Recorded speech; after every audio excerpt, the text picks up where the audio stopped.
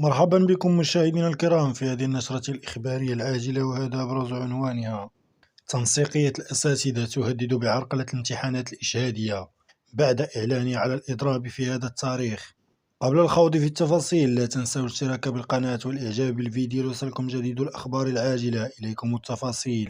أعلنت التنسيقية الوطنية لأساتذة التعليم الثانوي التأهيلي تخفيف برنامجها النضالي، وذلك بخوض يومي إضراب فقط مع الاستمرار في مقاطعة إجراء امتحانات المراقبة المستمرة، مهددة بإجراءات صعيدية ترتبط بالاستحقاقات الإشهادية.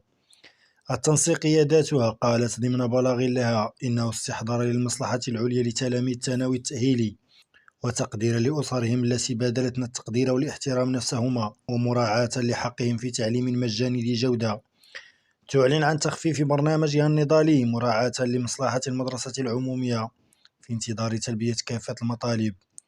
وضمن برنامجها الذي وصفته بالمخفف، أعلنت التنسيقية عن إضراب وطني حضور يومي الأربعاء والخميس مع تعليق الوقفات الاحتجاجية لمدة ساعتين المعمول بها سابقا، واستمرار أشكال المقاطعة المعلن عنها في البيانات السابقة، بما في ذلك الاستمرار في تعليق إجراء فروض المراقبة المستمرة، ومواصلة مقاطعة أنشطة الحياة المدرسية والمواكبة والمصاحبة التربوية والتعليم عن بعد، واللقاءات التربوية والتكوينات والزيارات الصفية للمفتشين، والتظاهرات الرياضية واستقبال الأساتذة والطلبة المتدربين، ومباريات الأولمبياد لجميع المواد، والانسحاب من مجالس المؤسسة وجمعيات دعم مدرسة النجاح والجمعية الرياضية، مع تجسيد وقفة احتجاجية وإقليمية أو جهوية يوم الخميس المقبل.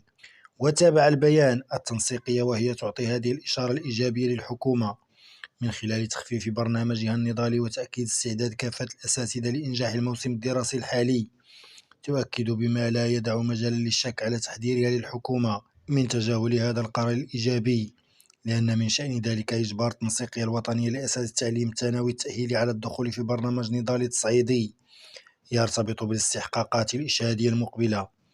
وأعلنت الهيئة ذاتها أنه سوف يستمر خطها التصاعدي في حال إصرار الحكومة على تعنتها واستماتتها في تجاهل المطالب العادلة والمشروعة لهيئة التدريس، بعد أن بلغت السياسات التخريبية الممنهجة لضرب المدرسة العمومية أوجها من خلال الحوارات المغشوشة التي اختارت سياسة الهروب للأمام. وانتقدت التنسيقية ما أسمته تفضيل الحكومة سياسة التخويف والتشتيت عوض الانكباب المسؤول على معالجة النقاط الخلافية وطرح إجابات محددة وواضحة بشأنها، معلنة تشبثها بالتنسيق الميداني مع التنسيقيات المناضلة في الميدان دفاعا عن كرامة ومطالب نساء ورجال التعليم. ما رأيكم في هذا البرنامج النضالي؟ وهل سيكون حل لهذه المشكل؟ في انتظار تعليقاتكم. دمتم في رعاية الله، والسلام عليكم ورحمة الله.